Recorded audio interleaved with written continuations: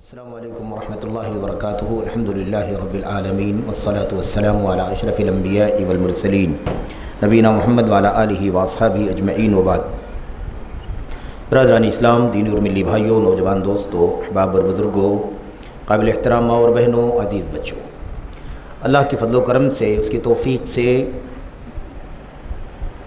अक़ीदा सुन्नत से मुताल्लिक़ सलफ़ सालिहीन के अक़वाल, इस सिलसिले की आज की जो ये मजलिस है, आज की जो ये कड़ी है हमारे सामने, इसमें इंशाअल्लाह तबारक व तआला हमारे सामने जो बाब है, जो मौजू है, जिस पर पिछले हफ़्तों में गुफ्तगू हुई है, उसी मौजू पर आज भी इंशाअल्लाह ताला गुफ्तगू होनी है। और हमारे सामने अल्लाह के नबी सल्लल्लाहु अलैहि वसल्लम की चंद हदीसों का सिलसिला जारी था। मज़ीद चंद हदीसें अभी हमारे सामने हैं और उसके बाद हमारे असलाफ़ी उम्मत के कुछ अक़वाल आपके सामने पेश किए जाएंगे।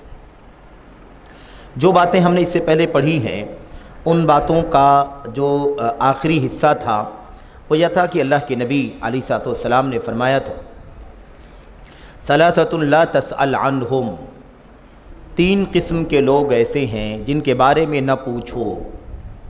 यानी तीन किस्म के लोग कितने बुरे हैं, उनका अंजाम कितना बुरा है, उनका हाल कितना ख़राब है, बस न पूछो। और फिर उसके बाद अल्लाह के नबी अलैहिस्सलाम ने उन तीन किस्म के लोगों का तज़किरा फ़रमाया। अब हमारे सामने इन तीन चीज़ों में से जो सबसे पहली बात है वो इसी मसले से मुताल्लिक़ है। और हमारा जो मौजू है वो आप याद रखें जहन में कि जिस मौजू पर गुफ्तगू चल रही है वो है मुसलमानों की जमात को लाजिम पकड़ना और इताअत से हाथ न खींचना, नबी करीम सल्लल्लाहु अलैहि वसल्लम की सुन्नत को। असल जो मौजू है हमारे सामने उसका उन्वान है मुसलमानों की जमात, उसका उन्वान है मुसलमानों की जमात और उनके इमाम को लाजिम पकड़ना और फ़िरक़ा बंदी से बचना, फ़िरक़ा बंदी से बचना। अब ये तीनों चीज़ें एक साथ में इस मौजू के तहत आपके सामने आ रही हैं। अल्लाह के कलाम की चंद आयात, नबी करीम सल्लल्लाहु अलैहि वसल्लम की चंद हदीसें और ऐसे ही सलफ़ उम्मत के कुछ अक़वाल। तो आयात का तज़किरा हुआ, अल्लाह के नबी अलैहिस्सलाम की चंद हदीस का तज़किरा हुआ। इस वक्त जैसा कि हमने आपके सामने ज़िक्र किया कि हमारे सामने एक और हदीस है नबी रहमत सल्लल्लाहु अलैहि वसल्लम की, और आपने इस हदीस में फ़रमाया है, सलासतुन ला तसअल अन्हुम, तीन किस्म के लोगों या तीन लोगों के बुरे हाल और अंजामे बद के बारे में न पूछो। नंबर एक, पहला कौन सा आदमी है जिसके बारे में न पूछो, उसका हाल कितना ख़राब होगा, उसका अंजाम कितना बुरा होगा और वो किस कदर दुनिया में आखिरत में अपनी बदअमली का, अपने बुरे सलूक का अंजाम झेलने पर, बर्दाश्त करने पर मजबूर होगा, बस न पूछो। पहला आदमी कौन है? अल्लाह के नबी अलैहिस्सलाम ने फरमाया, रजुलुन फारक़ल जमाअ, रजुलुन फारक़ल जमाअ व आसा इमामहु व मात आसियन। ये पहला है, ये तीन लोग नहीं हैं, ये तीन लोगों में से पहला आदमी है जिसके बारे में अल्लाह के नबी अलैहिस्सलाम ने तीन बातें यानी तीन जुमलों में मुताल्लिक़ा बातें बयान फरमाई। नंबर एक, पहले जुमले में अल्लाह के नबी ने फरमाया, वो आदमी जिसने जमात छोड़ दिया, जो जमात से जुदा हो गया। जमात से जुदा होने का मतलब ये नहीं है कि आपके शहर से दूसरे शहर में चला गया, आपकी बस्ती से दूसरी बस्ती में चला गया, आपके मोहल्ले से दूसरे मोहल्ले में चला गया, ये मतलब नहीं है जमात को छोड़ देना।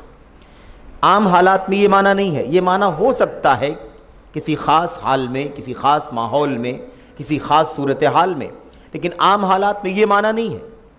असल माना ये है कि कुरान करीम और सुन्नत रसूल सल्लल्लाहु अलैहि वसल्लम और ऐसे ही अल्लाह के नबी सल्लल्लाहु अलैहि वसल्लम के सहाबे किराम की ज़िंदगी और उनके फ़हम और उनके फ़िक़्ह के मुताबिक जो निज़ाम चल रहा था इस्लाम का, और सारे इलाक़े के लोग, सारे मुसलमान उस जमात के साथ जुड़े हुए, उसी कुरान पर, उसी सुन्नत पर, उसी नबी के सहाबा और सलफ़ के रास्ते पर जमे हुए मुसलमानों के एक इमाम, एक अमीर, एक ज़िम्मेदार की निगरानी और सरपरस्ती में ज़िंदगी गुजार रहे थे। इससे वो अलग थलग हो गया, इससे वो अलग थलग हो गया। अब ये अलग थलग होना दूर जाने से ही नहीं होगा, मोहल्ला छोड़ देने से, बस्ती छोड़ देने से, शहर छोड़ देने से, वतन छोड़ देने से ही नहीं होगा।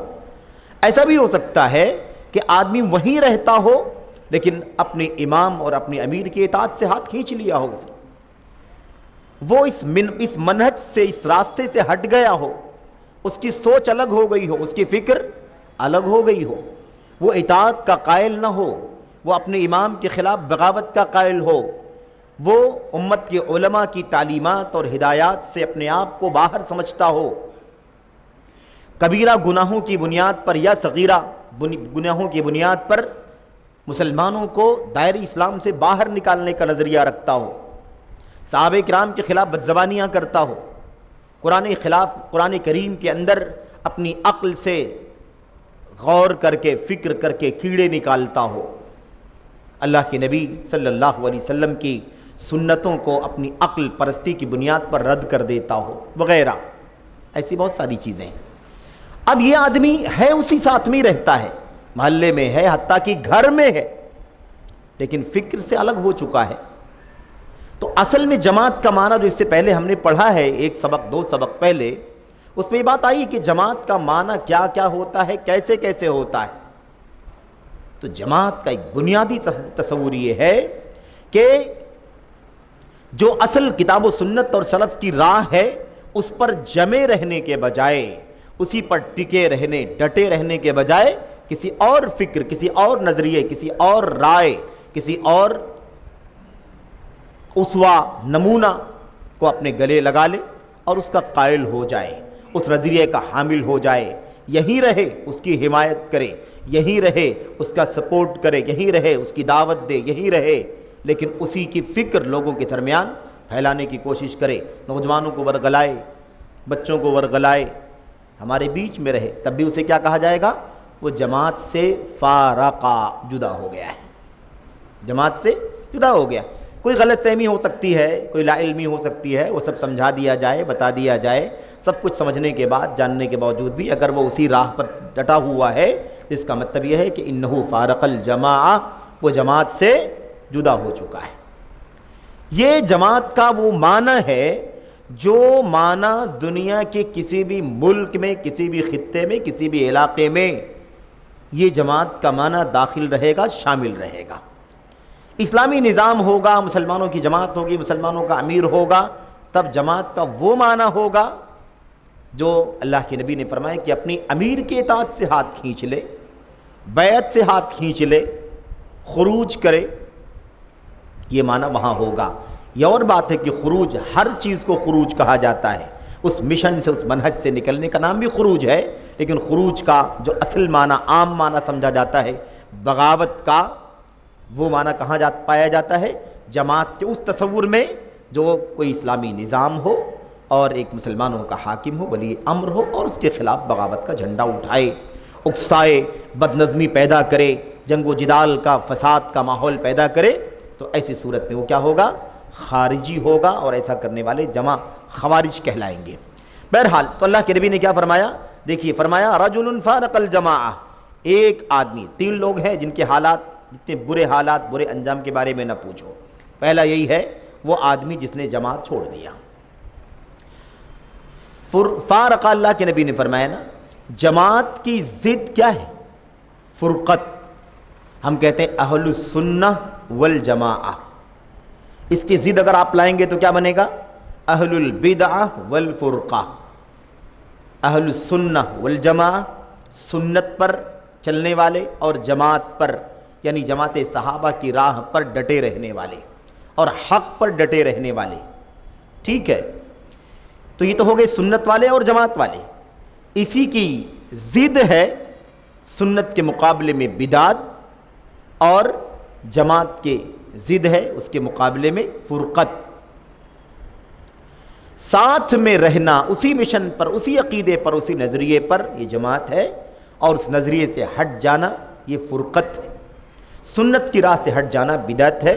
और ये बात भी इससे पहले आ चुकी है आपके दर्स के दौरान, इससे पहले किसी मजलिस में, कि बिदअत की बात जब हम करते हैं तो बिदअतों में पहली फ़हरिस्त अक़ीदे की बिदअत, मनहज की बिदअत, उसूलों की बिदअत है ना, फ़िक्र की, जो शरीयत की बुनियादी फ़िक्र है उसकी बिदअत, ये पहले नंबर पर ये बिदअतें दाखिल होती हैं, जिसको उसूलों की बिदअत कहते हैं, अक़ीदों की बिदअत कहते हैं, मनहज की बिदअत कहते हैं, है ना, ये है।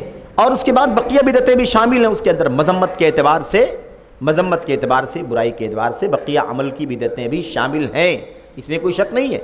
लेकिन पहली फुर्सत में ये लोग हैं। तो जो लोग अमली बिदअत करेंगे वो बाद में उनका दर्जा आएगा, यानी वो इनसे अखफ़ हैं जो अक़ीदे की बिदअती हैं। खारजियत है, राफ़िज़ियत है, सूफ़ियत है, इनकार सुन्नत है, तौहीन सहाबा है, अक़ल परस्ती है, एतज़ाल है, अशअरियत है, तातील है, तशबीह है, तमसील है, तकीयीफ़ है, और बहुत सारी बिदात है। और दिन ब दिन आए दिन ये बिदात बढ़ती जा रही हैं, इसका दायरा वसी होता जा रहा है। एक फ़िरक़ा बिदती खारिज होता है, निकलता है, और उसके बाद उसकी बहुत सारी शिक़ें निकल जाती हैं और बहुत सारे रास्ते निकल जाते हैं। सूफ़ियत की बिदात आप देखें, एक बिदअत नहीं है बल्कि बिदअतों बहुत सारी बिदात का गंजीना और उसका ख़जाना बन गई है ये बिदअत। तसव्वुफ़ बदतरीन किस्म की बिदअत है, इसके अंदर वहदतुल वजूद है, हुलूल है, शुहूद है वग़ैरह, और उसके अलावा इल्हाम है, कश्फ है, करामात है, और हदीसों की तौहीन है, बहुत सारी चीज़ें हैं मेरे भाइयों। इमाम अब्दुर रज़्ज़ाक़ अस्सनानी रहमतुल्लाहि अलैह, जो चोटी के इमाम हैं, मुहद्दिस हैं, उनकी किताब अल-मुसन्नफ़ के नाम से सारी दुनिया में मतबू है, मौजूद है, कई जिल्दों में फैली हुई है। सारी दुनिया माजी से लेकर हाजिर तक उससे फ़ायदा उठा रही है। वक्त के इमाम थे, चोटी के मुहद्दिस।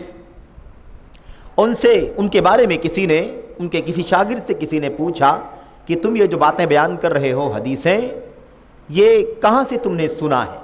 तो उन्होंने कहा कि इमाम अब्दुर रज़्ज़ाक़ अस्सनानी रहमतुल्लाहि अलैह जो मुहद्दिस हैं, ये रिवायत उन्होंने नक़ल की है अपने उस्ताद से, उस्ताद ने अपने उस्ताद से, उन्होंने अपने उस्ताद से, उन्होंने सहाबी से, उन्होंने अल्लाह के नबी सल्लल्लाहु अलैहि वसल्लम से। तो कहा ये पूरा सिलसिला जिसका नाम आप ले रहे हैं, सबकी तो मौत हो चुकी, सब मर चुके हैं। ये तुम्हारी इस हदीस का सिलसिला जो है ना, पूरा चैन, ये सब के सब मर चुके हैं। न इमाम बुखारी ज़िंदा है, न उनके उस्ताद ज़िंदा हैं, न ताबी ज़िंदा है, न सहाबी ज़िंदा है, न ख़ुद नबी करीम सल्लल्लाहु अलैहि वसल्लम बाहयात हैं। ये और बात है कि सूफिया अल्लाह के नबी सल्लल्लाहु को भी एक तबका उनका मुर्दों को मुर्दा नहीं मानता, औलिया को मुर्दा नहीं मानता। इसमें भी दो गिरोह आप जानते होंगे, एक तबका है जो हयाती कहलाता है, दूसरा तबका है जो ममाती कहलाता है। तो उसकी एक तफसीलात हैं, उसमें हमें इस वक्त तो नहीं जाना है। ख़ास बात यह है कि उस तबके ने जिसने सवाल किया था इमाम अब्दुर रज़्ज़ाक़ रहमतुल्लाहि अलैह के शागिर्द से, तो उन्होंने कहा कि इमाम अब्दुर रज़्ज़ाक़ ने हदीस बयान की है और ये पूरा सिलसिला अल्लाह के नबी सल्लल्लाहु अलैहि वसल्लम तक पहुँचता है। तो उन्होंने कहा कि ये तो मुर्दों से रिवायत करना है, एक मुर्दा दूसरे मुर्दे से, वो मुर्दा दूसरे मुर्दे से रिवायत करता है। ये तो अमवात की रिवायतें हैं, मुर्दों की। हम मुर्दों की रिवायतें नहीं मानते, हम जिंदा से रिवायत करते हैं। वो जिंदा जो हय्युल ला यमूत है, जो हमेशा से जिंदा है, हमेशा हमें जिंदा रहेगा। तुम अब्दुर रज़्ज़ाक़ से रिवायत करते हो, हम रज़्ज़ाक़ से रिवायत करते हैं, अल्लाह तबारक व तआला से। ये अक़ीदा इस दुनिया के अंदर सूफ़ियत का, तसव्वुफ़ का इतना ख़तरनाक अक़ीदा फैला दिया गया कि इसकी बुनियाद पर अगर आप दीन को, शरीयत को समझने की कोशिश करें तो ये सारा का सारा दीन जो कुरान करीम में है, जो सुन्नत में है, जो सहाबा में है, इस पूरे दीन का कोई एतबार ही बाकी नहीं बचेगा, क्योंकि सारा दीन अल्लाह की किताब और नबी की सुन्नत में ढला हुआ है, बसा हुआ है। अगर हमने उसको इस बुनियाद पर कि वो मुर्दों की रिवायत है, मुर्दों की रिवायत नहीं है, रिवायतें जिंदों से हुई हैं जब जिंदा थे। अब मुरूर ज़माना के साथ, हवादिसात दहर के साथ, जाहिर सी बात है कि लोगों की मौत हो जाती है। ये कहने वाला, ये सवाल करने वाला भी मर गया होगा, और जो दुनिया में आए हैं इंसान और जिन मर जाएंगे। वल जिन्न वल इंस यमूतून, जिन्नात सारे के सारे, इंसान सारे के सारे मर जाएंगे। अल्लाह तबारक व तआला की ज़ात हय्युल ला यमूत है, वो हमेशा ज़िंदा है, हमेशा से ज़िंदा है, अज़ल से अबद तक, और हमेशा ज़िंदा रहेगी। तो अल्लाह तबारक व तआला ने ये उसूल बहुत बुनियादी रखा हुआ है कि कोई किसी भी तरह का नज़रिया, किसी भी तरह की थियरी लेकर के आ जाए, लेकिन दीन का सरचश्मा अल्लाह की किताब है, अल्लाह के नबी अलैहिस्सलाम की सुन्नत है, और आपके सहाबे किराम ने जो कुछ दीन को, कुरान और सुन्नत को पढ़ा, सीखा, देखा, सुना, समझा, अमल किया, वो इसकी सबसे अमली बुनियादी तस्वीर है जिसकी बुनियाद पर हम दीन इस्लाम को समझेंगे और क़यामत तक के लिए आइडियल है। तो ये जो नुक्ता चल रहा था कि सबसे पहला आदमी वो जो जमात छोड़ दे, तो जमात छोड़ने का मतलब ये होता है, कोई ज़रूरी नहीं है कि इस्लामी निज़ाम हो और कोई खुरूज करे तो ही उसे कहा जाएगा जमात छोड़ दिया। अगर इस्लामी निज़ाम है, मुसलमानों का वली अमर है, हाकिम है, और वो इस्लामी निज़ाम किताब व सुन्नत और सलफ़ उम्मत की राह पर चला रहा है, तो ऐसी सूरत में उससे खुरूज करना, उससे निकल जाना तो खुरूज है ही। लेकिन अगर कहीं इस्लामी निज़ाम दुनिया में नहीं है, जैसा कि आज ही दुनिया के हालात आप देखें, तो इसका मतलब ये नहीं है कि जहाँ इस्लामी निज़ाम नहीं है और वली अमर और हाकिम नहीं है, वहाँ पर इन हदीसों का कोई माना नहीं है,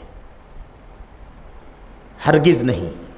वहाँ जमात का माना ये है कि जो तबका कुरान, सुन्नत, सलफ़ उम्मत की राह पर चलने वाला है, उसी के साथ, उसी मिशन पर, अक़ीदे के साथ, सलूक के साथ, अमल के साथ, दावत के साथ आपको ज़िंदगी गुजारना है। उन्हीं को तलाश करो, उन्हीं को ढूंढो, उसके उलमा, उसके ज़िम्मेदारान, उसके फ़ुक़हा, उसके मुहद्दिसीन, उसके मुफ्तियान, उसके दुआत, सब तलाश करो उनकी, उसी मिशन पर आपको रहना। अगर आप उससे निकल कर किसी और धड़े में गए, सूफियत के धड़े में, खारजियत के धड़े में, राफ़ियत के धड़े में, अक़लानियों के धड़े में, इत्तिज़ाल वालों के धड़े में, ऐसी सूरत में आप क्या हो जाएंगे? जमात से निकल जाएंगे। तो हक़ पर चलने वालों को जमात कहा जाता है, वो कम हो, ज़्यादा हो, निज़ाम के साथ हो या बग़ैर निज़ाम के भी हो, तो क्या हुआ? हक़ पर चलने वाले जमात है, और हक़ से निकल जाना जमात से निकल जाना है। खैर, यहाँ पर ये बात ज़िम्नन आ गई। जो असल बात इस रिवायत के अंदर है, उसमें उस नुक्ते पर बात हो रही, जब मुसलमानों का इमाम हो, अमीर हो और मुसलमानों की जमात हो, उससे निकल जाने वाली जमात का जो तसव्वुर है, वो इस हदीस के अंदर बयान किया गया है। इस मसले को दोहराया बार बार इसलिए जाता है क्योंकि गलतफहमी आमतौर पर लोग पैदा करते हैं। एक तबका ऐसा है जो आज भी दीन कायम करने के नाम पर, हुकूमत के नाम पर, खिलाफत के नाम पर, सहाबा और खुलफाए राशिदीन का नाम ले करके दीन कायम करने की बात आज भी कर रहा है। लेकिन अफसोस ये है कि दीन की जो बुनियाद है, असास है तौहीद इलाह, तौहीद खालिस, वो उनकी ज़िंदगी में मौजूद नहीं है। न तालीम में, न ताल्लुम में, न दावत में, न नशर व इशाअत में, किसी भी तरह से मौजूद नहीं है। जिसका मतलब ये है कि उन्होंने जमात का माना हुकूमत कायम करने को बना रखा है। इसका मतलब वो ये समझते हैं कि जब तक हुकूमत कायम नहीं होगी तब तक न जमात, न तब तक कोई तौहीद सुन्नत की दावत, न उस पर अमल, और न शरीयत की सही मानों में जिस तरह से पाबंदी होनी चाहिए वैसी पाबंदी। ये माना समझा जाता है। नहीं, हरगिज़ नहीं, ऐसा नहीं है। कोई नबी ऐसा नहीं है कि जो अल्लाह तबारक व तआला की तरफ से हुकूमत और सियासत या इक़्तिदार के क़याम के लिए दुनिया में भेजा गया हो। सबके भेजने का मकसद क्या था? मुबश्शिरीन व मुनज़िरीन, अल्लाह की तौहीद पर चलो, जन्नत की खुशखबरी मिलेगी, और अल्लाह ताला के साथ शिरक न करो, तौहीद में बगावत न करो। अल्लाह तबारक व तआला की तरफ से तुम्हें उससे डराने के लिए हमें भेजा गया है। तो बशारत देने वाला बना करके और इंजार यानी आगाह करने, डराने, चौकन्ना करने के लिए भेजा गया। ये असल मकसद था।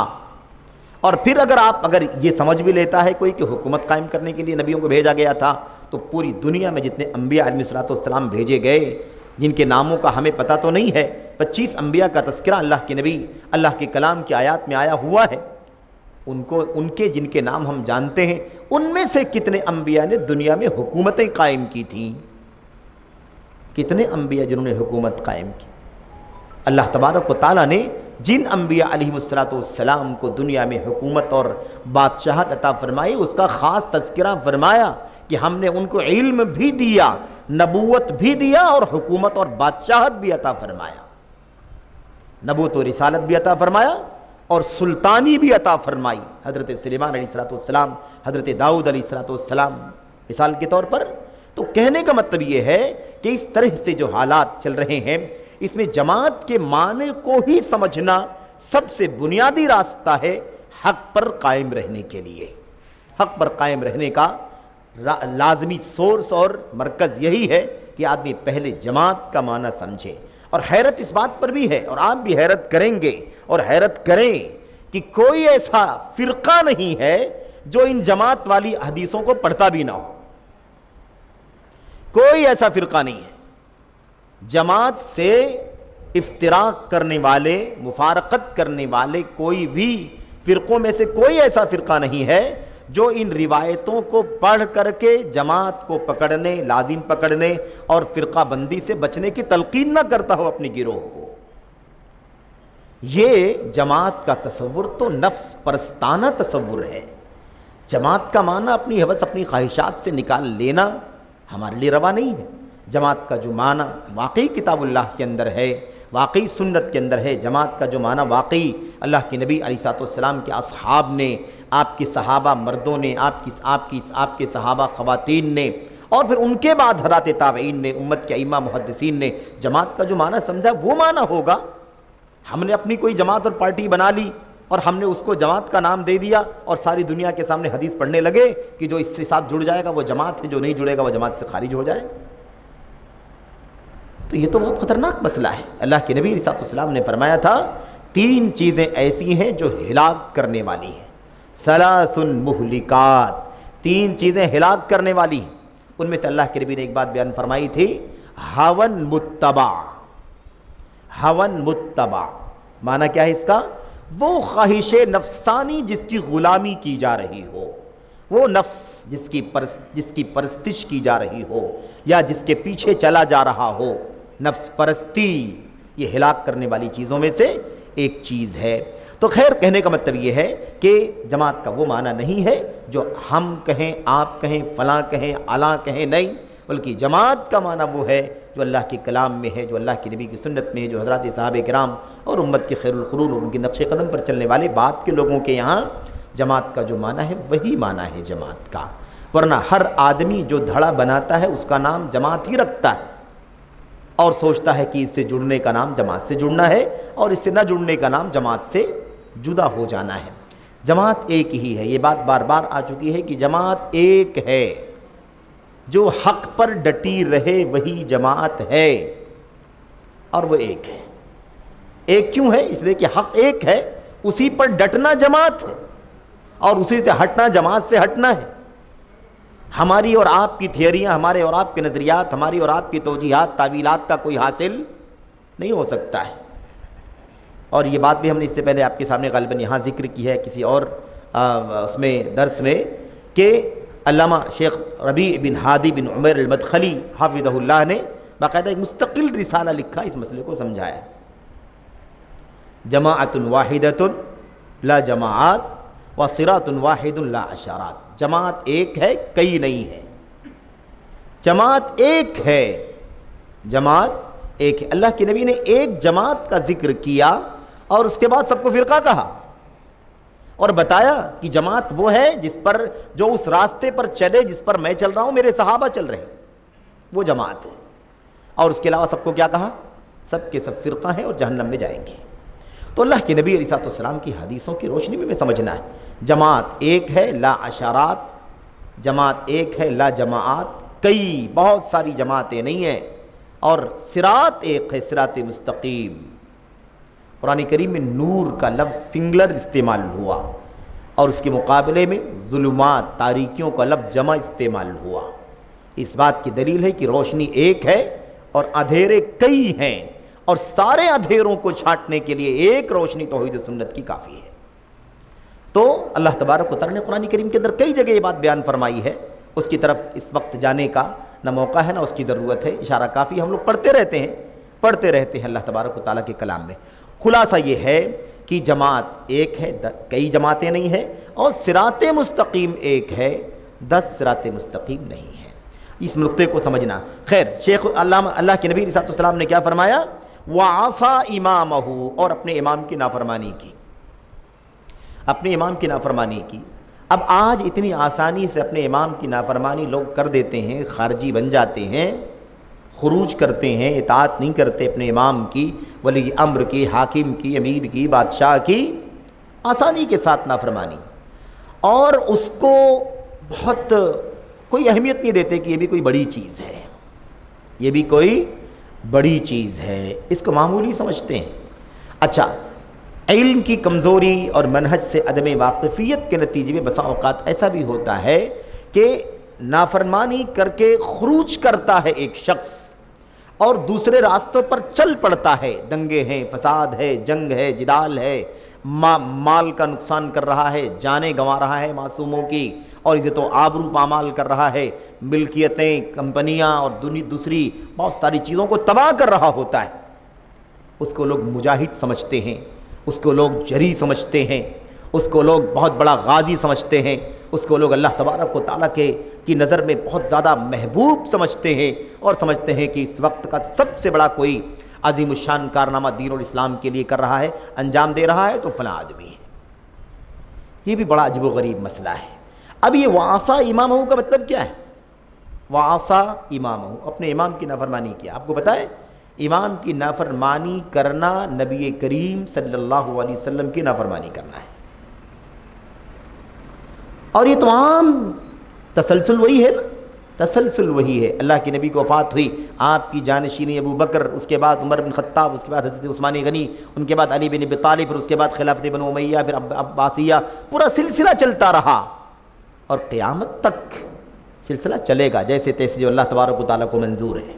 ठीक है, कहने का मतलब ये है कि जो कुरान सुन्नत और सलफ़े उम्मत की राह पर मुसलमानों के निज़ाम को चलाता हो वो मुसलमानों का इमाम है, अमीर है, और वो नबी करीम सल्लल्लाहु अलैहि वसल्लम की इताअत में उसकी इताअत हम कर रहे हैं। अल्लाह के नबी ने अगर अपने इमाम को बनाकर इताअत, किसी को अमीर बना करके अगर किसी जंग में अमीर बना करके भेज दिया, 200 लोगों की एक फ़ौज भेज दी और कहा आप लोगों का अमीर ये फ़ला रहेगा, आपके अमीर फ़ला रहेंगे, अब्दुल्ला बिन हुज़ाफ़ा सहमी रहेंगे और वग़ैरह कोई भी रहेगा। अल्लाह के नबी ने फरमाया मन अता अमीरी फ़क़द अताअनी, जो मेरे अमीर की इताअत करेगा हकीकत में वो मेरी इताअत कर रहा है। वमन अताअनी फ़क़द अता अल्लाह, और जो मेरी इताअत करता है वो हकीकत में अल्लाह तबारक व तआला की इताअत कर रहा है। इमाम की नाफरमानी करने का मतलब समझने की ज़रूरत है। और हम ये बात बार बार कहते हैं कि जमहूरी निज़ाम में रह करके हमारी सोच, हमारी फ़िक्र बिल्कुल इस्लामी निज़ाम के सिलसिले में अमली तौर पर तो जाने तो नज़रियाती तौर पर भी बनने को तैयार नहीं। यह अजीब व गरीब इत्तिफ़ाक़। भाई हम जहाँ जिस मुल्क वतन में रहते हैं वहाँ के निज़ाम, वहाँ के हालात और वहाँ हम कैसे ज़िंदगी गुजारते हैं, किस कानून के पाबंद हैं, वो एक अलग मसला है। उसे हम अपने मुल्क के हिसाब से फ़ॉलो करें, उसको हम दीन और अक़ीदा समझ करके फ़ॉलो न करें। उसे एक मुल्क जहाँ हम रहते बसते हैं वहाँ का अपना एक निज़ाम है, हम इस मुल्क के कानून और निज़ाम के हिसाब से फॉलो करते हैं। हम उसे कुरान का में नाजिल करदा नहीं समझते, सुन्नत में उतरा हुआ नहीं समझते, सहाबे किराम की ज़िंदगी में फॉलो किया हुआ नहीं समझते। हम एक मुल्क जहाँ रहते हैं, हर आदमी जहाँ रहता बसता है दुनिया के किसी गोशे में किसी न किसी कानून का पाबंद होता है। अब ये जो मसला है, अब हम ये समझते हैं कि कोई भी इस्लामी निज़ाम भी अगर कायम होगा तो हम उसके बारे में उसी नज़रिए के साथ पेश आएंगे जो नज़रिया हम अपने मुल्क और वतन में फॉलो करते हैं या जिस कानून को हम अमल में लाते हैं। पूरा एक निज़ाम है। कुरान करीम की आयात में दलीलें, नबी करीम, ये बातें ख़ास तौर पर मैं उन लोगों से कहना चाहता हूँ जिनके मिजाज में खारजियत है, जिनके यहाँ खुरूज है, जिनके यहाँ बगावत का नज़रिया है, जिनके यहाँ छोटे बड़े गुनाहों के नतीजे मुसलमानों के हाकिम को दीन इस्लाम से खारिज करने का नज़रिया बना हुआ है, या मिसाल के तो मुसलमानों को दायरे इस्लाम से बाहर निकालने का, खारिज करने का नज़रिया बना हुआ है। यहाँ इस मुल्क में या दुनिया के किसी भी मुल्क में जहाँ वो रहते हैं मुसलमानों और गैर मुसलमानों के बीच में, वहाँ पर इस तरह की जारहियत पर उतर आते हैं कि वो समझते हैं कि अब पूरा जो कुछ चीज़ें हम पढ़ते हैं उसे हम कहीं के लोगों के साथ भी हम इसको फॉलो करें और उसको फिट करना शुरू कर दें। उनके लिए ख़ास तौर पर ये बात मैं अर्ज़ करना चाहता हूँ कि देखिए, असल में सबसे जो बुनियादी मसला है वो ये है कि ये पूरा अलग ही निज़ाम है जिसकी सारी तफसीली हिदायत नबी करीम सल्लल्लाहु अलैहि वसल्लम ने अपनी हदीसों में दी हैं। इत्मीनान न हो तो किताबें उठा करके पढ़ो, सही मुस्लिम पढ़ें, किताबुल इमारह के नाम से पूरा पूरा तफसीली चैप्टर मौजूद है। किताबुल अमारा, किताबुल वलायात है कि नहीं? पूरा निज़ाम अल्लाह के नबी अलैहिस्सलाम के हदीसों का एक लंबा ज़ख़ीरा कुतुब अहादीस के अंदर अइम्मे मुहद्दिसीन ने इकट्ठा किया हुआ है। अमीर कौन है, अमीर की सिफ़ात क्या है, अमीर का मकाम क्या है, उसका दर्जा क्या है, अमीर से गलती हो, अमीर गुनाह का काम करे, छोटा गुनाह काम करे, बड़ा गुनाह का काम करे, कुफ्रिया काम करे, कब उसके साथ कैसा सलूक होना चाहिए। अमीर के मातहत जो लोग हैं, पूरा मुल्क है, पूरा वतन है, पूरी बस्ती है, मिसाल के तौर पर रियाया जिनको हम कहते हैं, उनकी क्या ज़िम्मेदारी है, उनके ऊपर अपने अमीर के इताअत के तई कौन से हुकूक लाजिम होते हैं और उनके क्या हुकूक अमीर के ऊपर बनते हैं, पूरी तफसीली हिदायत। गलती इंसान करेगा, कोई भी अमीर हो, इंसान ही है, वो गलती कर सकता है, गुनाह का काम कर सकता है, छोटा भी कर सकता है, बड़ा भी कर सकता है, कुफ्र भी कर सकता है। तो हमें पूरी हिदायत है कि हम कब उसके साथ कौन सा काम करेंगे। सारी हिदायत का खुलासा इस नुक्ते पर यह है कि बगावत का ज़बान से, कलम से, अमल से कोई झंडा नहीं उठाया जा सकता उस वक्त तक जब तक वो खुल्लम खुल्ला कुफ्र ना करें। लेकिन अब आप देखें, हसन अल बन्ना की पार्टी इख्वानियत अल इख्वान अल मुस्लिमून के मानने वालों को आप देखें क्या नज़रिया है उनका, और उन्हीं के नक्शे कदम पर सैयद कुतुब के मानने वाले कुतुबी है ना, मिसाल के तौर पर ऐसे ही मोहम्मद सुरूर नाइफ ज़ैनुल आबिदीन के मानने वाले सुरूरी। ये सारा जो नज़रिया है ना, ये सारा का नज़रिया खुरूज का नज़रिया है। खुरूज, बगावत, तकफीर, जाहिली मुआशरा कहना, और इसकी जड़ें उस वक्त से जुड़ी हुई हैं जब नबी करीम सल्लल्लाहु अलैहि वसल्लम के सामने ज़ुल्ख़ुवैसरा आया था और उसने कहा था आप इंसाफ से काम लीजिए, इंसाफ नहीं कर रहे हैं आप। तो अल्लाह के नबी ने फरमाया था कि तेरी ज़िंदगी बर्बाद है अगर मैं इंसाफ नहीं कर रहा हूँ, तू खसारे में है, घाटे में है अगर मैं इंसाफ नहीं कर रहा हूँ। ये बात बोलने वाला मेरे बारे में खसारे ही में रहेगा।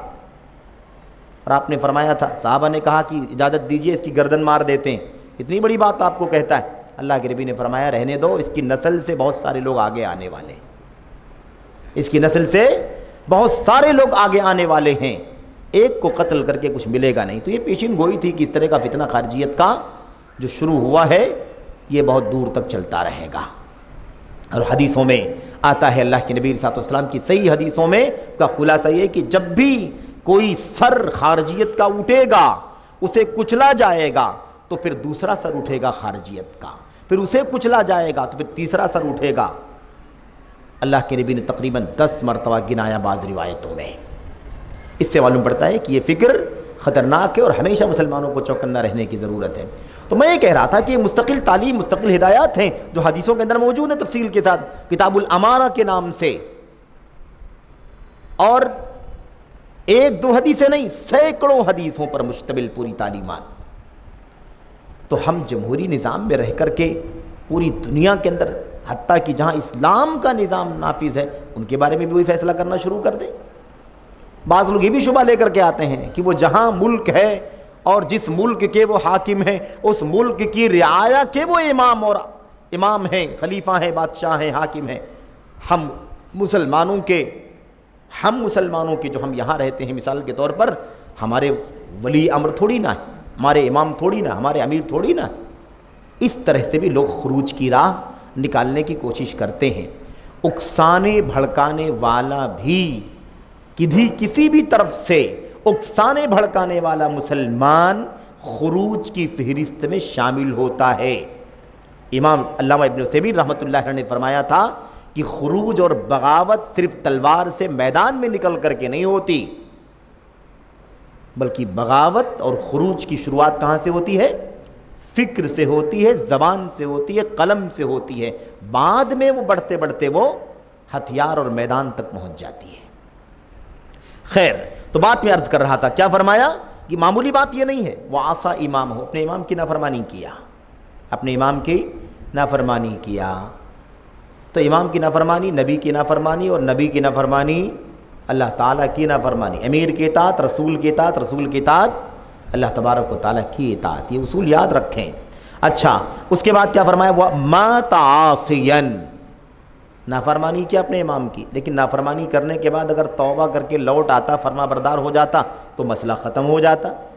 लेकिन उसी खुरूज और बगावत और नाफरमानी पर डटा रहा यहाँ तक कि उसी हालत में उसकी मौत हो गई, उसी हालत में उसकी मौत हो गई। तो अल्लाह के नबी ने फरमाया ना, माता मीततन जाहिलिया, उसकी मौत जाहिलियत की मौत है, बिला इमाम के मरा। वो इमाम था लेकिन बगावत का झंडा उठाया और नाफरमानी करते हुए दुनिया से चला गया। तो अल्लाह के नबी अलैहिस्सलाम ने इस बात को बड़ी वजाहत से बयान कर दिया था।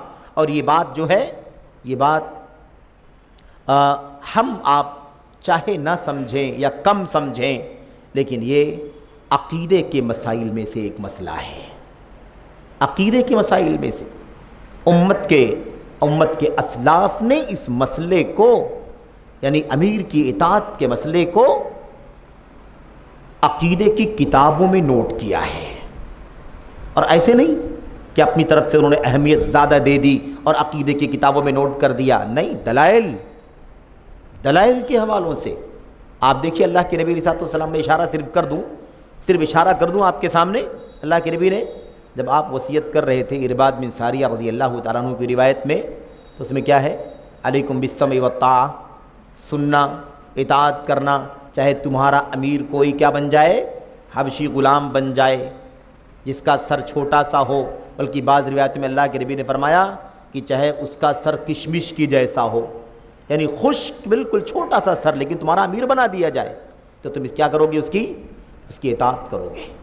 अल्लाह के नबी ने क्या फरमाया था, मेरे बाद जो लोग ज़िंदा रहेंगे बहुत ज़्यादा इख्तलाफ देखेंगे, उस मौके पर तो मेरी सुन्नत को लाजिम पकड़ना है, मेरे खुलफ़ाए राशिदीन की सुन्नत को। और दोनों सुन्नतें एक हैं, अलग अलग नहीं है। जो नबी की सुन्नत वो खुलफ़ाए राशिदीन की, जो खुलफ़ाए राशिदीन की वो नबी की। मजबूती से पकड़ना और क्या करना, दांतों से जकड़ लेना उसे, और नई नई बातें बिदअतों से अपने आप को बचाना। ये सब अक़ीदे की बातें हैं कि नहीं बातें हैं? इस अक़ीदे तक़वे का ज़िक्र है। तक़वे के ज़िक्र के साथ अमीर की बात सुनने और इताअत करने का ज़िक्र है। और इतनी ताकीद का ज़िक्र है कि तुम्हारा इमाम कोई कितना भी मामूली क्यों ना हो, तुम्हारी हैसियत के मुताबिक, तुम्हारी सोच के मुताबिक, लेकिन मसला यह है कि उनका मनसब उसका अमीर का मनसब है, इमाम है, तुम्हारा हाकिम है, तुम्हारा बादशाह है, तुम इसकी इताअत करोगे। उसका रंग नहीं देखोगे, उसकी नस्ल नहीं देखोगे, उसकी हैसियत नहीं देखोगे, बल्कि उसका मनसब देखोगे। ये अल्लाह के नबी अलैहिस्सलाम ने तालीम दी थी। तो बहरहाल खुलासे कलाम ये है कि अक़ीदे का मसला है। अब उसकी मौत हो गई, माता आसियन, उसकी मौत कैसे हो गई, उसी नाफरमानी की हालत में उसकी मौत हो गई। अच्छा, अब इसमें एक ही बात बयान की गई है, दो बातें और है ना इसके अंदर। तीन, अल्लाह के नबी ने क्या फरमाया, 3 लोगों के बुरे हाल के बारे में ना पूछो। 3 लोगों का हाल कितना बुरा होगा बस मत पूछो। तो एक पहला आदमी कौन है, यही है, अपने अमीर की मुसलमानों की जमात से निकल गया, अपने अमीर की नाफरमानी की और नाफरमानी ही की हालत में वफ़ात हो गई, मौत हो गई। नंबर 1। नंबर 2, दूसरा कौन है, खाली जिक्र कर देते हैं इख्तिसार के साथ। अल्लाह के नबी ने फरमाया दूसरा वो जिसकी हालत बहुत बुरी होगी, न पूछो, वो है कोई ग़ुलाम या कोई लौंडी या बादी, लौंडी बादी जिसको हम कहते हैं, या कोई ग़ुलाम मर्द, अबका फमात, जो अपने आका से फिरार अख्तियार कर ले, भाग जाए और उसकी मौत हो जाए। अब ये तसव्वुर हम इस वक्त नहीं कर पा रहे हैं, क्योंकि इस तरह का मामला हमने कहीं देखा है, और ना इस वक्त दुनिया में किसी और इलाके में हम इसका कोई नमूना हम देखते हैं।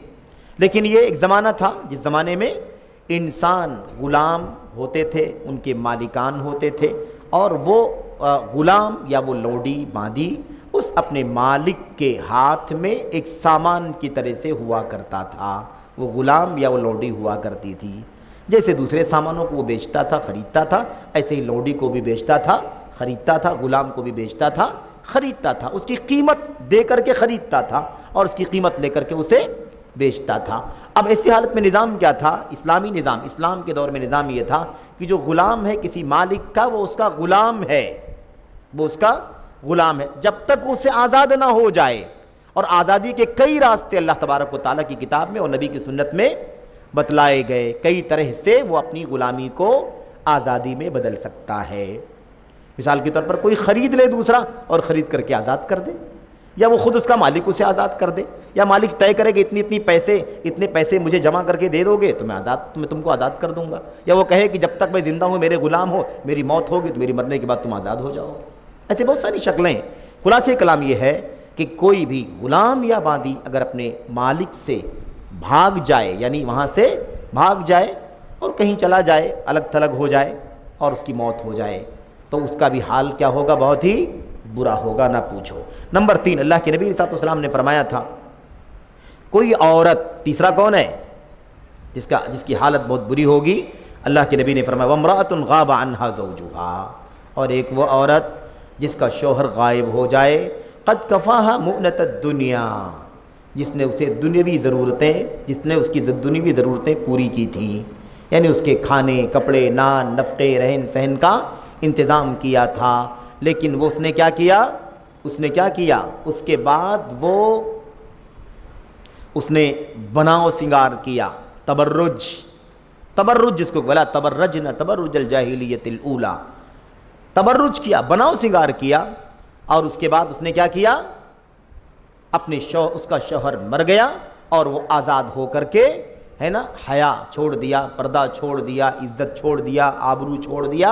अब वो अपने शौहर मर गया, उसके बाद वो आज़ाद हो गई, बेपर्दा हो करके, बेहया हो करके सारी दुनिया में, हाँ, वो कहीं भी जाने आने लगी, फिर उसको किसी बात की फ़िक्र ना रही।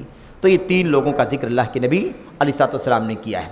अच्छा, तो बकिया जो बातें आपके सामने चल रही थी उसमें से ये एक कौल तो ये हो गया। उसके बाद हमारे सामने अल्लाह के नबी अलैहिस्सलाम की 2 हदीसें, या एक हदीस अल्लाह के नबी की और एक असर इब्न मसूद रज़ी अल्लाह तआला अन्हु का है, और ये दोनों हम असर अगर पढ़ लेते हैं तो मैं समझता हूँ कि एक बात जो ख़ुसूसी तौर पर इस मौजू से मुताल्लिक़ है वो पूरी हो जाएगी।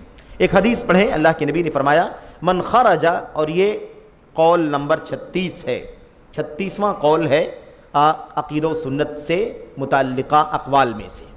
मन खरज मिनल जमाअति क़ीदा शिब्रिन, जो शख्स जमात से एक बालिश्त के बराबर निकल गया। अब इस हदीस में एक और बात की तरफ इशारा है, वो ये है कि थोड़ा भी नहीं निकलना है, थोड़ा भी अपनी जमात से निकलना नहीं है, अपने इमाम से निकलना नहीं है, या अगर जमात नहीं है, इमाम नहीं है, तो हक़ पर चलने वाली जमात से आपको थोड़ा भी नहीं निकलना है, थोड़ा भी नहीं निकलना है, क्योंकि हर जगह इस्लामी निज़ाम तो नहीं है, बल्कि नादिर है इस्लामी निज़ाम, बल्कि अब पूरी दुनिया में तो इस्लामी निज़ाम नहीं है, लेकिन कुरान, सुन्नत और सलफ़ उम्मत पर चलने वाले दुनिया में हर जगह हैं और इंशाअल्लाह क़यामत तक रहेंगे। तो हमें उससे थोड़ा भी नहीं निकलना है।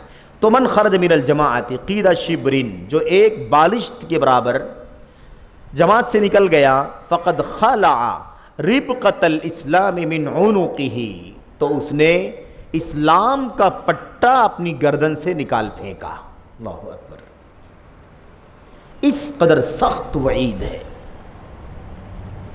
जो शख्स मुसलमानों की जमात से निकल गया, एक बालिश्त के बराबर भी निकल गया, तो गोया कि उसे इस्लाम का पट्टा अपने गर्दन से, अपने गले से निकाल फेंका। असल में अब मसला ये कि इस्लाम का पट्टा कहाँ ना, यहाँ अल्लाह के नबी सल्लल्लाहु अलैहि वसल्लम ने, इस्लाम का पट्टा क्या मतलब है इसका? कोई पट्टा तो हमारे गले में नहीं है, ज़ाहिरी हिस्सी पट्टा है कि नहीं? या ऐसे मिसाल के तौर पर जैसे अल्लाह ताला ने फरमाया सिबग़तल्लाह व मन अहसनु मिनल्लाहि सिबग़ा, अल्लाह तबारक व तआला का रंग, और अल्लाह से अच्छा रंग, खूबसूरत रंग किसका हो सकता है?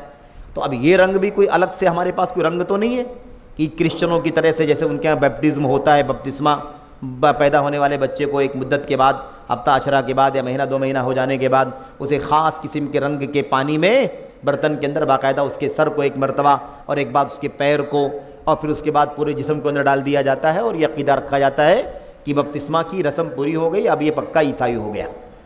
तो ऐसा कोई मामला हमारे पास नहीं है। लेकिन रंग क्या है? वो रंग वो है जो हिस्सी रंग नहीं है, मानवी रंग है, जो अक़ीदे में ढला हुआ है, सुन्नत में ढला हुआ है, जो मनहज में ढला हुआ है, जो अमल और सलूक में ढला हुआ है, जो अल्लाह के नबी अलैहिस्सलाम की पूरी सीरत में और अल्लाह के नबी के सहाबा की ज़िंदगी में ढला हुआ है, वो रंग चाहिए। तो अब यहाँ भी पट्टे का मतलब भी ऐसे ही आप समझें कि कोई पट्टा डाला नहीं हुआ है, लेकिन इस्लाम के माने क्या होते हैं? इस्लाम के माने हैं इस्तिस्लाम, ताबेदारी, झुक जाना, सरे तस्लीम खम कर देना, मान लेना, इताअत कर लेना, मुखालफत नहीं करना, बेदारी का इजहार नहीं करना, नहीं निकलना, अपनी मनमानी नहीं करना, अपनी ख्वाहिशात के मुताबिक नहीं चलना। जैसे किसी जानवर, किसी मवेशी चौपाए के सब नाक में नखील डाल दी जाए और उसके बाद उसकी रस्सी उसके मालिक के हाथ में हो कि वो कहीं भी कभी भी ना जाए, और जहाँ उसका मालिक उसे ले जाना चाहे वहाँ वो आसानी के साथ चलता चला जाए। मुसलमान की मिसाल वैसी ही है। तो जैसे ये गर्दन में पट्टा समझाया जा रहा है ना, ये किसका पट्टा है? ये इताअत का पट्टा है, इस्तिस्लाम का पट्टा है, ये ताबेदारी का पट्टा है, ये इज़ान का पट्टा है। इसी को अल्लाह के नबी ने फरमाया, उसने अपना पट्टा, इस्लाम का पट्टा गर्दन से निकाल फेंका। और कब तक वो इस्लाम के पट्टे से बाहर रहेगा या वो पट्टा इस्लाम का उसकी गर्दन से अलग रहेगा? जब तक कि वो फिर लौट ना जाए। यानी क्या किया था भाई उसने? वो जमात से एक बालिश निकला था, बाहर आया था, वो वापस लौट करके अंदर ना आ जाए। और ये भी आप जहन में रखें कि ये भी हिस्सी तौर पर आने जाने के माने में नहीं है, ये भी मानवी तौर पर आने जाने के माने में है। पर हिस्सी तौर पर नहीं है, मानवी तौर पर है। यानी उस अकीदे फ़िक्र से, इताअत से निकल जाए, वहीं रहेगा तब भी उसे निकलने वाला कहा जाएगा। लेकिन कभी कभी हिस्सी तौर पर भी शामिल होता है, जब आदमी यहाँ से निकले और किसी दूसरे फ़िरक़े या किसी दूसरे मनहज की गोद में जा कर के बैठ जाए। सुन्नत और सलफ़ की राह से निकले, खारिजियों का हिस्सा बन जाए, सुन्नत और सलफ़ की राह से निकले, राफ़िज़ियत की राह पर चला जाए, सूफ़ियत की राह पर चला जाए, अक़ल परस्ती की राह पर चला जाए। बहुत सारे लोगों ने सऊदी अरब, और माफ़ करना मुझे, सऊदी अरब जो इस्लामी मुल्क और मुसलमानों का हाकिम है, वहाँ वली अम्र से बगावत करके, बगावत फ़िक्र से भी किया, ज़बान कलम से भी किया, किताबों से भी किया, मीडिया से भी किया, और उसके बाद अमली तौर पर मुल्क छोड़ करके यूरोप के बाशिंदे बन गए। और वहाँ से भी आज भी सऊदी हुकूमत और हरमैन शरीफैन के अइम्मा, सुन्नत और सलफ़ के मनहज के उलमा, सब के ख़िलाफ़ भूकना और ज़बान व कलम के ज़रिए से हर्जा सराई करना उनका सबसे महबूब मशग़ला बना हुआ है। तो खुरूज हिस्सी भी हो सकता है, मानवी भी हो सकता है। मानवी तय है, हिस्सी हो या ना हो, हिस्सी भी उसी का जुज़ है। अच्छा, वमन माता, अब आगे देखिए, वमन माता वलैसा अलैहि इमाम जमा। तो बात क्या थी? यहाँ तक कि लौट आए।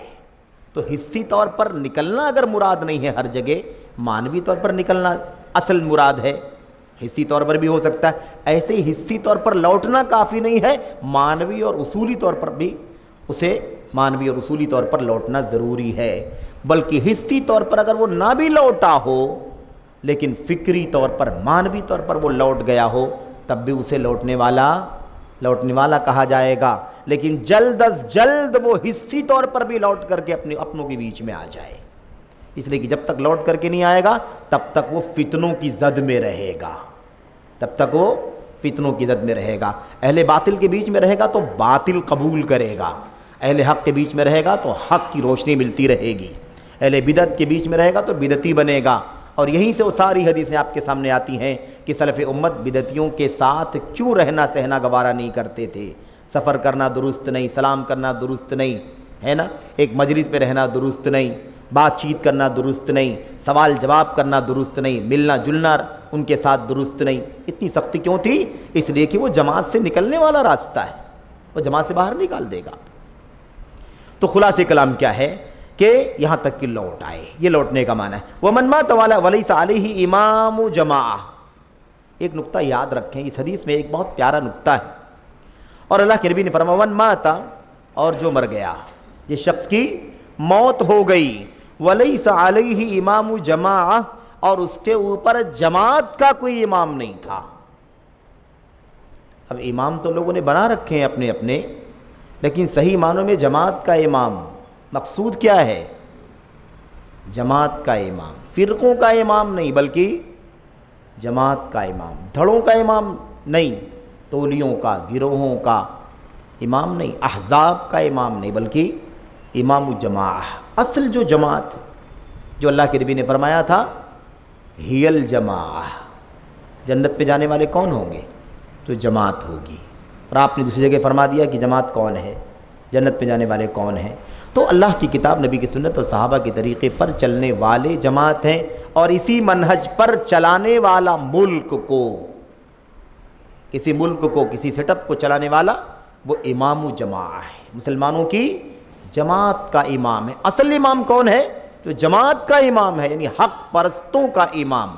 अब यहाँ भी इस सारी गुफ्तगू में आप याद रखिए, तादाद से कोई लेना देना नहीं है, तादाद से कोई ताल्लुक़ नहीं। हक पर जमने वाले, इब्न मसूद रज़ी अल्लाह तआला अन्हु की बात आई थी, किसी ने कहा आप कहते हैं जमात पर, जमात के साथ रहो, और फिर आप कहते हैं कि नमाज का टाइम हो जाए तो अकेले टाइम पर नमाज पढ़ लो अव्वले वक्त में, और बाद में जब है ना हाकिम और बादशाह और अमीर जमात, जब उसकी नमाज लेट से होगी तो उसके साथ भी पढ़ लेना, बगावत नहीं करना। तो ये तो जमात के साथ आप पढ़ने, जमात के साथ रहने की बात आप करते हैं, और यहाँ आप अकेले वक्त पर नमाज पढ़ने की बात कर रहे हैं। तो ये आपकी बातों में तो तजाद है। तो जवाब क्या दिया था? जवाब दिया था कि जमहूर यानी मेजॉरिटी जमात के ख़िलाफ़ जा रही है। मेजॉरिटी कहाँ जा रही है? जमात के ख़िलाफ़ जा रही। इन्नल जमहूर खालफुल जमा, जमहूर ने जमात की मुखालफत की है। तो क्या हम भीड़ देख करके उसके साथ में रहेंगे? वहाँ तादाद देख करके नहीं, असल वक्त जो है उस वक्त पढ़ लो, क्योंकि हक पर डटे रहना जमात, हक पर डटे रहना जमात। और कितने कम रहें, तब कितने भी कम रहें, हत्ता कि अकेले क्यों ना रह जाओ। ये सलफ़ उम्मत के उसूल है जो हमें बतलाए गए। अच्छा, तो क्या है ये बात, नुक्ता आ गया ना समझ में कि वलैसा अलैहि इमाम नहीं, वलैसा अलैहि इमाम जमा, इसकी मौत हो जाए, जो मर जाए और उसका कोई इमाम जमात ना हो, यानी मुसलमानों की असल जमात और उसके इमाम से वो ना जुड़ा हुआ हो, किसी फ़िरक़े किसी धड़े में रहा हो और मर गया हो। अल्लाह के नबी ने फरमाया फ़इन्ना मौततहु मौततुन जाहिलिया, तो ऐसे शख्स की मौत जाहिली मौत है। ऐसे शख्स की मौत क्या है? जाहिली मौत है। अब ये बात से पहले भी आ चुकी है कि जब जाहिली मौत का लफ्ज़ आए तो जहन में ये नहीं आना चाहिए कि कुफ्र वाली मौत है। जाहिलियत की मौत का मतलब कुफ्र वाली मौत नहीं कि वो आदमी काफिर होकर के मरा, कोई ज़रूरी नहीं है। अगर उसका अकीदा कुफ्रिया हो तो कुफ्र पर भी मरेगा वो, लेकिन अगर कुफ्रिया अकीदा नहीं था, लेकिन ये उसने इमाम वक्त से, इमाम जमात से खुरूज किया, अलग हो गया, नाफरमानी की, बगावत की, तो ऐसी सूरत में वो जाहिली मौत मरा, यानी बग़ैर इमाम के मरा, बग़ैर हक परस्त इमाम की ताबेदारी के मर गया। जैसे जाहिलियत में लोग जंगल की ज़िंदगी गुजारते थे और मर जाते थे, कोई हक परस्तों की जमात और हक परस्तों का इमाम नहीं होता था और मर जाते थे जाहिलियत वाले, ऐसे ही ये इस्लाम आने के बाद भी जाहिलियत वाली मौत मर गया बग़ैर इमाम के। कोई इमाम नहीं, बग़ैर इमाम के, जो इमाम था उसे बगावत कर चुका था।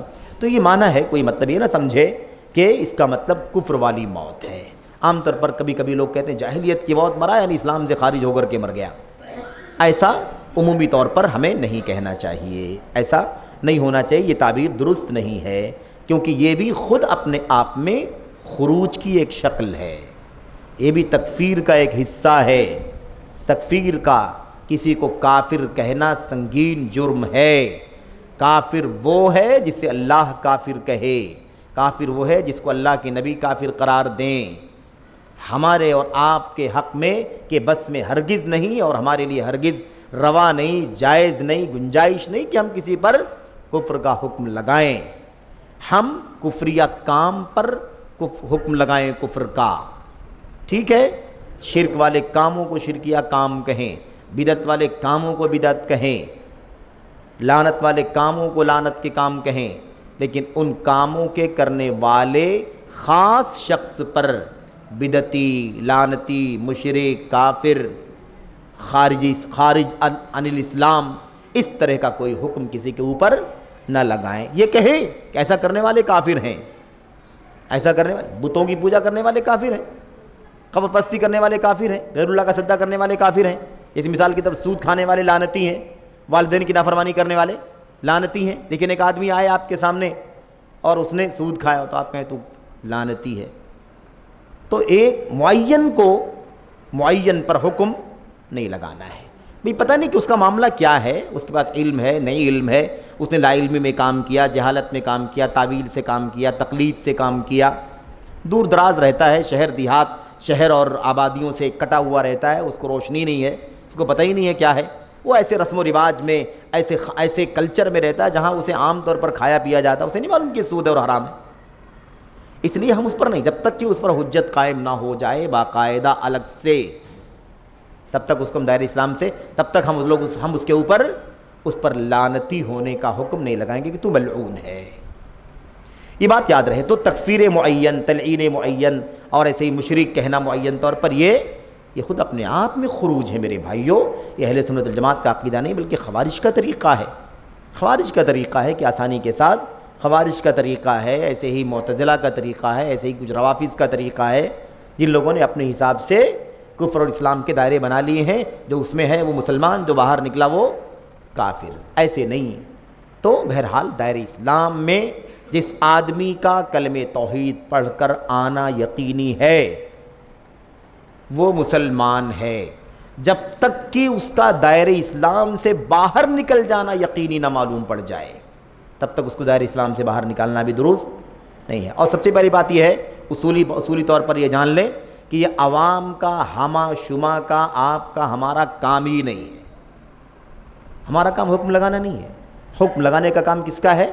जिसका है उसका है। इस्लामी निज़ाम होगा तो वली अम्र है, वली अम्र के ताबे उसके शोबे हैं, उसके ज़िम्मेदारान हैं, उनके क़ुज़ात हैं, उनके उलमा हैं, उनके मुफ्तियान हैं, उनका उलमा का बोर्ड है, कमेटी है, वो उसके ज़िम्मेदार है। हमारा आपका काम नहीं है कि हम हुक्म लगाएं। इसलिए हमें इससे आखिरी दम तक बचने की ज़रूरत है। बहरहाल मेरे भाइयों, तो ये दो बातें, दो कौल हम लोगों ने पढ़ा है और मैं समझता हूँ कि ये बहुत ही अहम और बुनियादी हदीसें हैं नबी करीम सल्लल्लाहु अलैहि वसल्लम की।